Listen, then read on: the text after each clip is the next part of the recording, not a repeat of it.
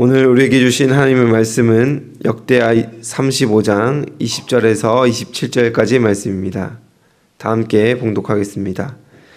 이 모든 일 후 곧 요시야가 성전을 정돈하기를 마친 후에 애굽 왕 느고가 유브라데 강가에 갈그미스를 치러 올라왔으므로 요시야가 나가서 방비하였더니 느고가 요시야에게 사신을 보내어 이르되 유다 왕이여, 내가 그대와 무슨 관계가 있느냐? 내가 오늘 그대를 치려는 것이 아니요 나와 더불어 싸우는 족속을 치려는 것이라. 하나님이 나에게 명령하사 속히 하라 하셨은즉 하나님이 나와 함께 계시니 그대는 하나님을 거스르지 말라.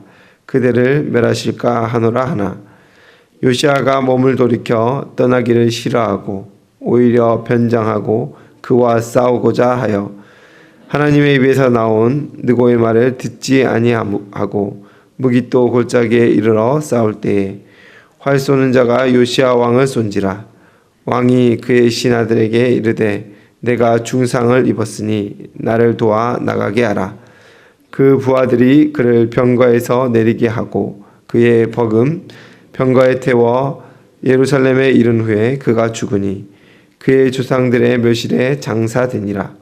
온 유다와 예루살렘 사람들이 요시야를 슬퍼하고 예레미야는 그를 위하여 애가를 지었으며 모든 노래하는 남자들과 여자들은 요시야를 슬피 노래하니 이스라엘의 규례가 되어 오늘까지 이르렀으며 그 가사는 애가 중에 기록되었더라.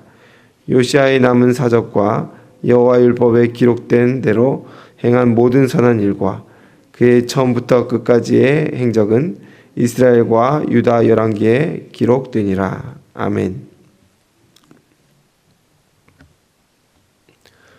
오늘 본문은 요시야의 죽음에 대하여 이야기하고 있습니다. 요시야는 하나님 앞에서 종교개혁을 완수한 훌륭한 왕이었습니다.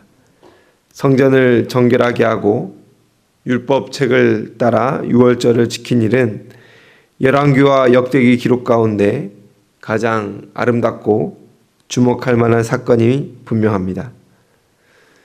그래서 성경은 요시야에 대해 그가 마음과 뜻을 다하여 하나님께 헌신하였으며 백성을 여호와께로 돌이켰으므로 이런 왕은 전에도 후에도 없었다 평가하고 있습니다.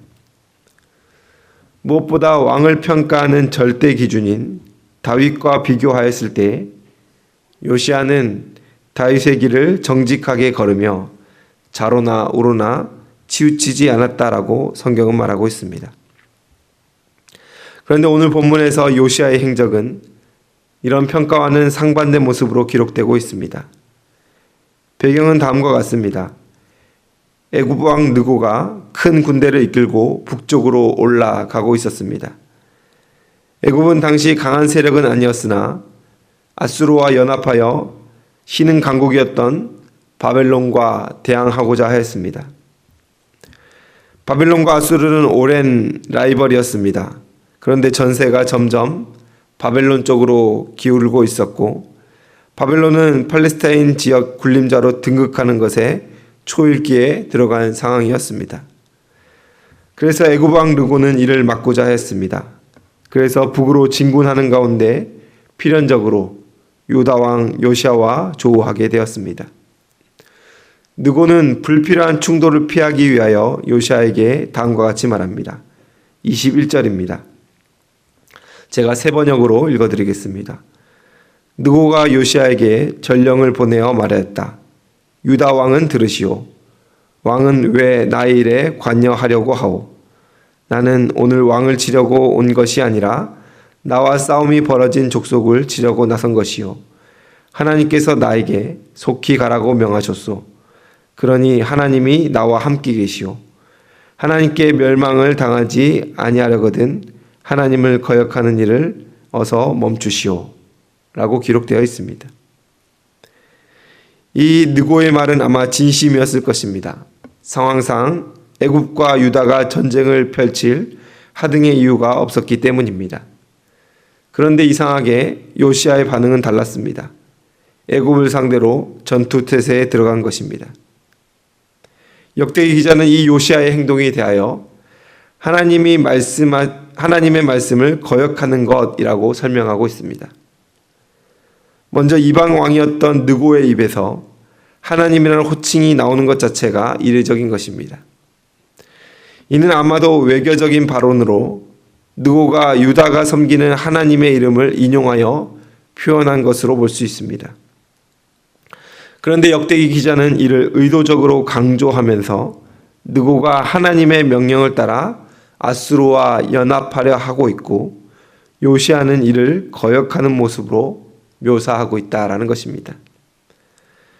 22절과 23절도 한번 보겠습니다. 역시 세 번역으로 제가 한번 더 읽어드리겠습니다. 그러나 요시아는 그에게서 돌이켜 되돌아가지 않고 느고와 싸우려고 변장까지 하였다. 이처럼 요시아는 하나님께서 느고를 시켜서 하시는 말씀을 듣지 아니하고 무기또 평원으로 진군하여 가서 싸웠다. 그때 적군이 쏜 화살이 요시아 왕에게 박혔다. 왕이 자기 부하들에게 명령했다. 내가 크게 다쳤다. 내가 여기서 빠져나가도록 나를 도와라. 앞선 21절에서는 느고의 입을 빌려 아수르와 애굽의 연합이 하나님의 뜻이라고 개역개정으로 3번이나 강조하여 말하고 있습니다.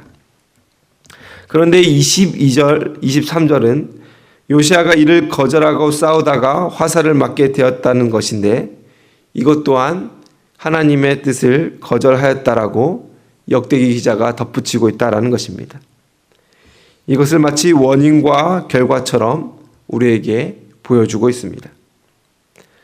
동시에 강조되는 것이 있는데 요시아의 죽음을 북이스라엘의 악한 왕 아합의 죽음과 비슷하게 묘사하고 있다라는 것입니다. 아합이 누구입니까? 유다 왕 여호사밧 때에 유다와 연합하여 아람과 전쟁을 하게 되었는데 아람은 다른 병력은 제쳐두고 오직 아합 왕만 제거하려 하였습니다. 이것을 미리하였던 아합은 여호사밧에게 왕의 복장을 그대로 하게 하고 자신은 일개 군사의 복장으로 변장하여 싸움터로 나갔습니다. 그런데 이상하게 한 군인이 실수로 쏜 화살에 변장한 아합이 정확히 맞으면서 죽음을 맞이하게 되었다라는 것을 열왕기와 역대기가 기록하고 있습니다. 이런 악한 왕 아합의 비참한 죽음과 요시아의 죽음이 닮아 있다라는 것 자체가 우리는 이해하기가 어렵습니다. 본문에서 변장한 요시아 그리고 전장에서 화살을 맞는 장면에 대하여 굳이 아합의 죽음과 연결해서 생각할 필요가 없다라고 말하는 학자들의 견해도 많이 있습니다. 또한 이 유사한 표현 때문에 요시아와 아합을 동시에 악한 왕이다 동일시할 필요는 더더욱 없지요. 그럼에도 불구하고 분명한 것은 역사의 평가가 그가 하나님의 뜻을 거절하여 죽음에 이르게 되었다라고 말하고 있다라는 사실입니다. 요시아도 완전하거나 무결한 사람은 아니기에 잘못된 판단을 할 수도 있습니다.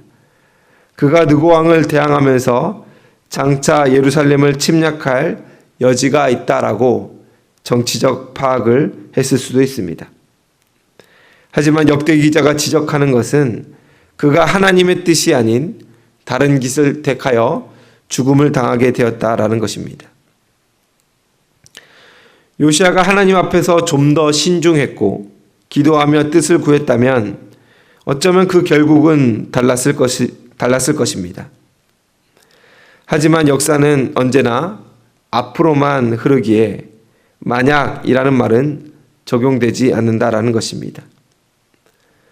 요시아의 총체적인 평가는 그를 여전히 선한 왕이라 말하고 있습니다. 백성들은 그를 그리워하며 애가를 불렀고 그의 선한 업적과 일은 열왕기에 기록되었다라는 것을 알리며 본문은 끝을 맺고 있습니다. 우리는 믿음의 선진들의 삶 속에서 그들의 모범 그리고 과오와 죄악을 마주하고 있습니다. 모범은 따르며 죄악과 과오는 거절하라는 역사의 교훈을 하나님 우리에게 허락하십니다.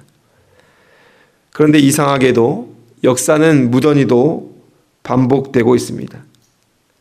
선한 역사의 반복이 아니라 죄악의 역사가 그 굴레를 끊지 못하고 지금까지도 반복되고 있다라는 것입니다. 당최 그 이유가 무엇이겠습니까? 이 모든 것은 결국 자기 연민에 빠져 스스로를 합리화하고 스스로에게는 기준을 낮추기 때문입니다. 내가 하는 것은 다 이유가 있고 어쩔 수 없고 상황이 그렇다 말하며 우리는 죄악과 과오를 반복합니다. 역사의 인물들이라고 사정이 없고 변명할 거리가 없겠습니까? 요시야만 보더라도 그가 왜 핑계와 변명거리가 없겠냐는 것입니다. 그럼에도 불구하고 하나님의 뜻을 거역하였을 때 하나님은 요시야를 용서하지 않았습니다. 사랑하는 성도 여러분, 하나님의 뜻에 민감하고 죄악에 예민하며 역사의 교훈 앞에 깨어 정신을 차리는 우리가 되었으면 좋겠습니다. 하나님의 뜻대로 하나님의 인도하신 대로 살기를 결단하면서 말뿐이 아니라 삶으로 나타내는 저와 여러분들 되시기를 주님의 이름으로 축원을 드립니다. 기도하겠습니다. 사랑과 은혜가 풍성하신 하나님 아버지, 오늘도 역사의 말씀 앞에 섭니다. 하나님, 우리에게 말씀하여 주시고 우리의 삶을 변화시켜 주시옵소서. 위대한 왕이었던 요시야의 과오를 우리가 마주하면서 여러 가지 생각이 듭니다. 그는 왜 그의 마지막에 이와 같이 행동하였을지를, 좀 더 신중하고 하나님 앞에 엎드리며 하나님의 뜻을 구했다면 좋았겠다라는 생각이 듭니다. 하지만 역사는 우리에게 그의 과오와 죄악을 보여주고 있습니다. 하나님의 뜻을 거역하는 그의 무던함 또한 우리는 또 확인하게 됩니다. 하나님 아버지, 하지만 그를 거울로 비춰볼 때에 우리의 모습은 더더욱 하나님 앞에 더럽고 추악한 죄인임을 인정하며 고백할 수밖에 없습니다. 하나님, 역사를 통하여 말씀하셨사오니 우리가 이 말씀을 마음에 새기게 하여 주시옵소서. 오늘 귀로 듣는 것으로 끝내지 아니하고 마음에 큰 결단이 있게 하여 주시오며 세상에 나아가 더욱 그리스도인답게 하나님의 자녀답게 살아갈 수 있도록 주여 우리와 동행하여 주시옵소서. 우리는 매일 결단하며 새롭게 살고자 몸부림치지만 우리의 삶 가운데 하나님 닮음이 없음을 발견할 때마다 좌절합니다. 하나님, 우리를 긍휼히 여기시고 우리와 함께하여 주시옵소서. 우리의 손과 발이 행하는 모든 일 가운데 예수님 닮음이 있게 하여 주시옵소서. 우리 힘만으로 안 되오니 보혜사 성령님, 우리를 도와주셔서 주의 길 가게 하여 주시옵소서. 감사드리며 예수님의 이름으로 기도드리옵나이다. 아멘.